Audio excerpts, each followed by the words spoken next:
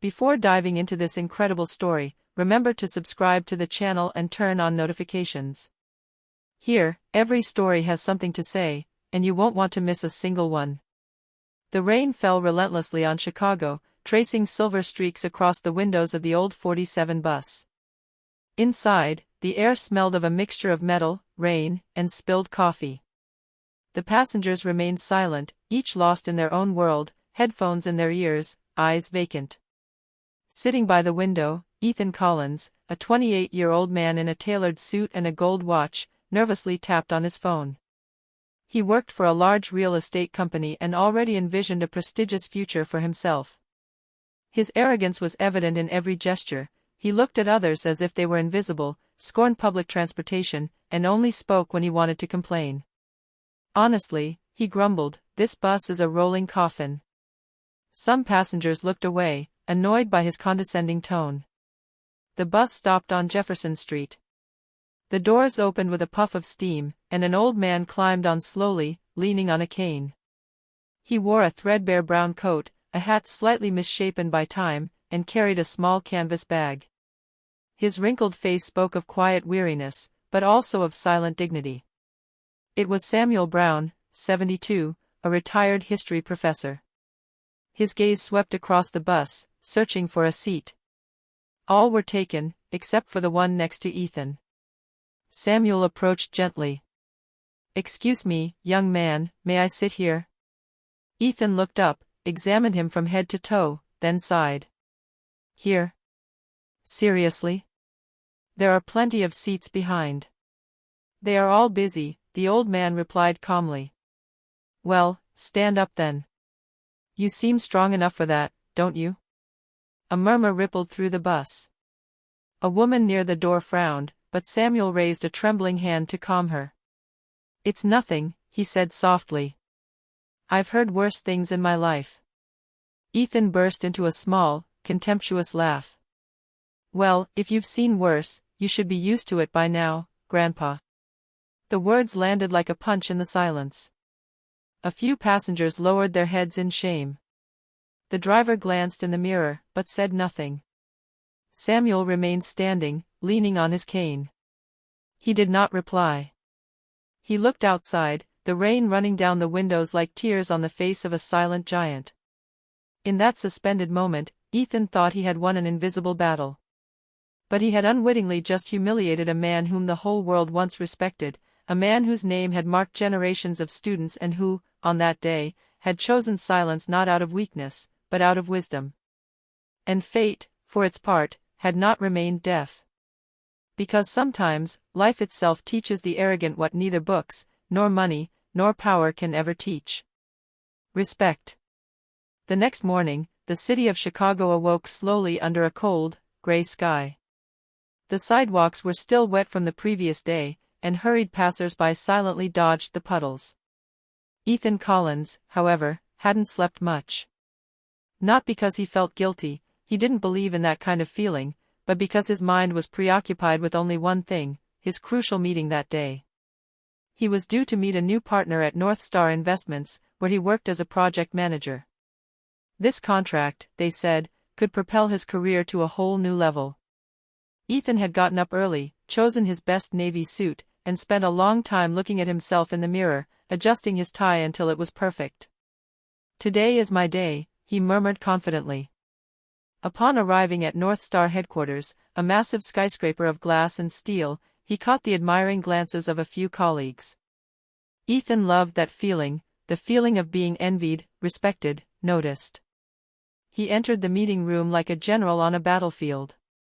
The CEO, Mr. Andrews, was already waiting for him, accompanied by the executive committee. "Well, gentlemen," he announced, "today we welcome an exceptional man. A key partner for our community project." Ethan smiled inwardly. He already liked this kind of talk, importance, grandeur, prestige. But when there was a knock at the door, his whole world changed. The CEO stood up, a warm smile on his lips. "Ah, there he is. Come in, Dr. Brown." And in the doorway appeared the old man from the bus. The same coat, the same look, but a very different appearance, a sober but elegant suit, a polished wooden cane, a quiet but imposing presence. Ethan felt his heart stop. His breath caught in his throat. Impossible, he murmured, his eyes wide. The old man stepped forward calmly and shook hands gracefully. Good morning, gentlemen. I am Dr. Samuel Brown, founder and president of the Brown Foundation, an organization dedicated to rebuilding disadvantaged neighborhoods and educating minority youth. Silence fell. Ethan, pale as snow, felt his stomach clench. Samuel then looked up at him, without animosity. Just a deep, wise look, like that of a father observing a lost son.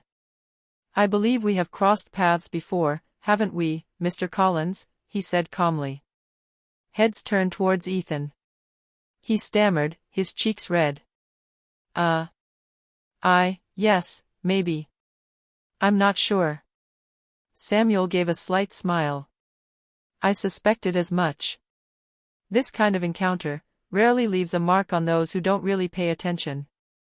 The CEO, ignoring the palpable tension, continued cheerfully. Perfect. Ethan, you'll be in charge of the case with Dr. Brown. Show him we're serious. The young man felt the world crumble around him. Working with the old man he had humiliated the day before? Was this a nightmare? Samuel, for his part, remained silent. He sat down, calmly opened his files, and began to talk about the project, as if nothing had happened. His voice was steady, clear, and imbued with quiet wisdom. But with each word, Ethan felt himself shrinking a little more. That day, he understood for the first time that the respect we refuse to show others always ends up coming back to haunt us. And that was just the beginning. The days that followed were a real ordeal for Ethan Collins. Every morning, he had to report to the office of Dr. Samuel Brown, the man he had publicly humiliated without knowing who he really was. But Samuel had never mentioned the bus incident. Not a hint, not a word of reproach. He worked calmly, precisely, patiently, a behavior that made Ethan's shame even more painful. On the first day, they found themselves facing a board filled with plans and graphs. Ethan, nervous, gave a quick presentation of the planned real estate project in the South Haven neighborhood. Our goal is to attract new investors and modernize the area, he explained in a voice that was too fast. Modernize, Samuel repeated slowly, his gaze fixed on the plan. Tell me, Mr. Collins, how many families will be displaced by these constructions? Ethan hesitated. Probably about 100. But they will be relocated elsewhere, of course.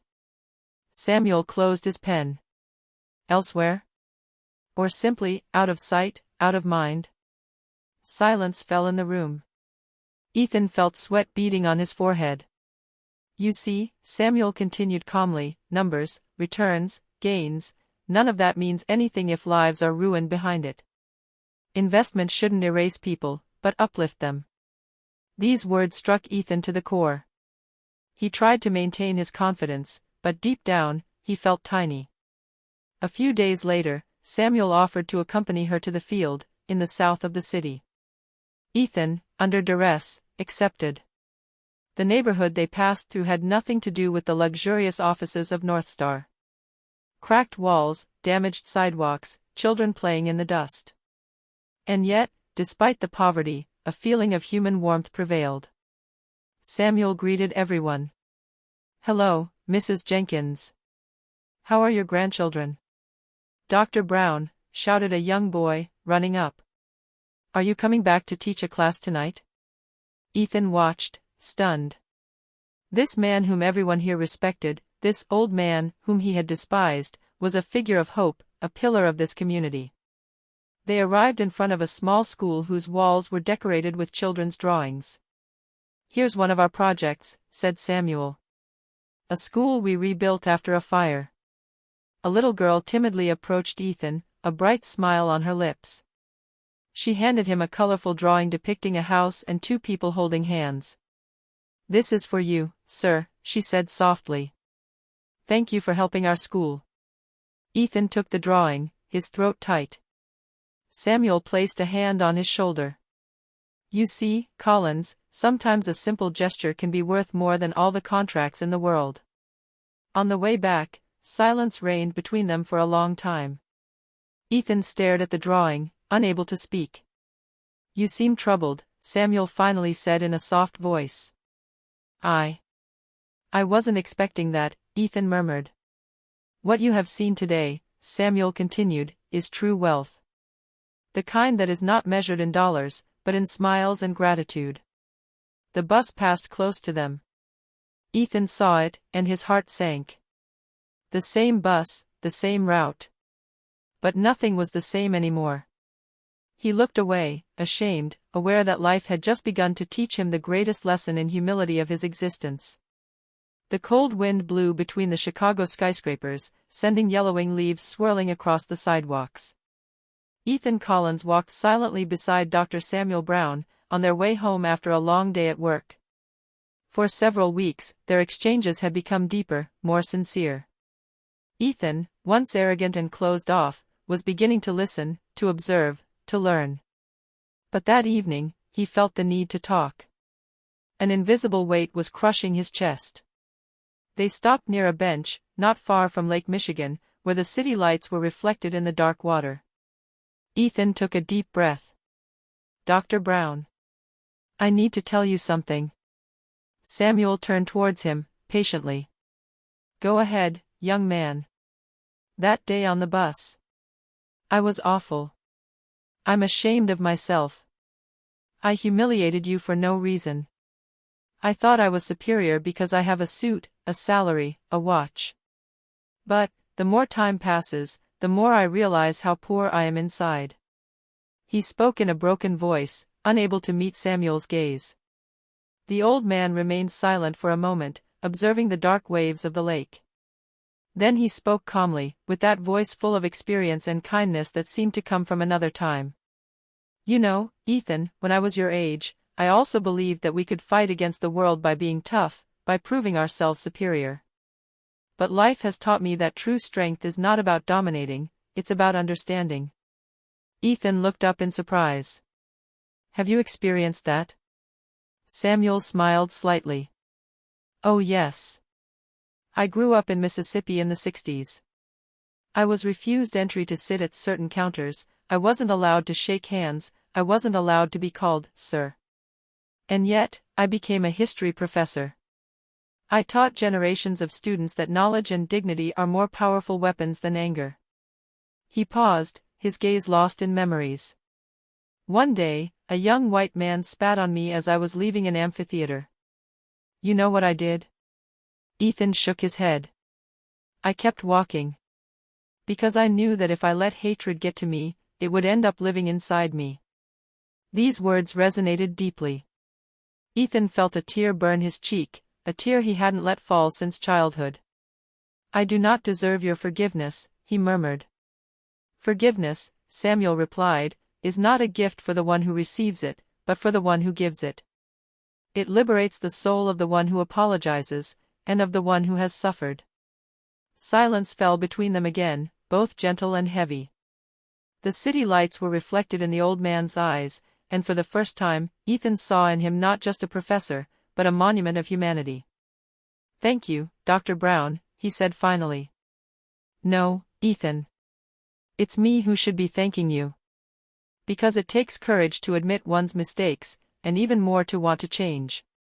They remained there, side by side, without another word. The wind was blowing, the leaves were falling, and somewhere, in that silence, a young man was beginning to be reborn. A few months later, North Star Investments was shining brightly. The offices had been renovated, community projects launched, and for the first time, the company was not only synonymous with profits, but also with respect and commitment. At the center of this transformation, one man had changed, Ethan Collins. The one who once saw only numbers and prestige now spoke of inclusion, education, and dignity. And all this, thanks to the unlikely encounter with Dr. Samuel Brown. That day, a grand ceremony was held in North Star's main hall. The press, partners, and employees gathered to celebrate the official signing of the partnership between North Star Investments and the Brown Foundation. Flashes popped, journalists murmured, eager to see the one who was now nicknamed the Man of Change. The CEO took the floor. Ladies and gentlemen, today we are sealing a union between the world of business and the world of the heart.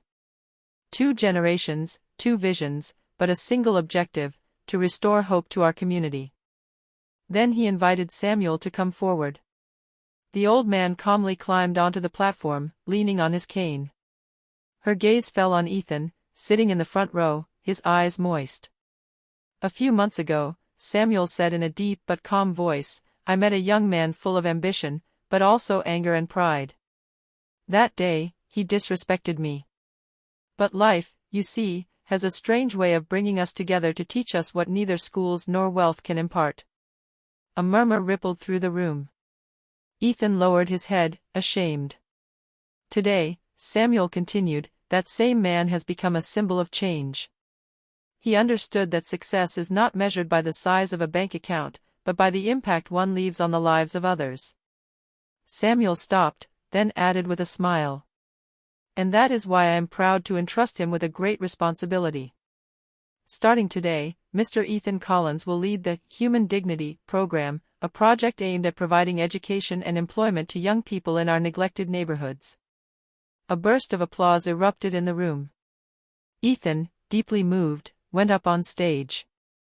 His hands were trembling when he shook Samuel's. "I do not deserve this honor," he murmured. "You deserve it because you've learned," Samuel replied gently. "And above all, because you've changed." Ethan took the microphone. His voice trembled, but his eyes shone with emotion. "I want to say something," he began. He paused, searching for his words. "A few months ago, I made a mistake. I judged a man by his appearance, without realizing he was worth 1,000 times more than me. That day, I learned a lesson I will never forget: the one you despise today may be the one who will lend you a hand tomorrow." A solemn silence filled the room. Then, slowly, everyone stood up and applauded. Samuel placed his hand on his shoulder, proud as a father. That evening, upon leaving the building, Ethan boarded a bus. The same bus, number 47. This time, he was no longer the hurried and arrogant man he had been. An elderly woman then boarded, hesitating to find a seat. Ethan immediately stood up and said with a smile, "Madam, please sit down." She thanked him, and he remained standing, watching the rain slide down the windows. He thought back to Samuel, to their conversations, to everything he had lost and regained. The driver's voice announced, "Next stop, Jefferson Street." Ethan smiled. That was where it all began. And it was there, somewhere between shame and redemption, that he finally became a man.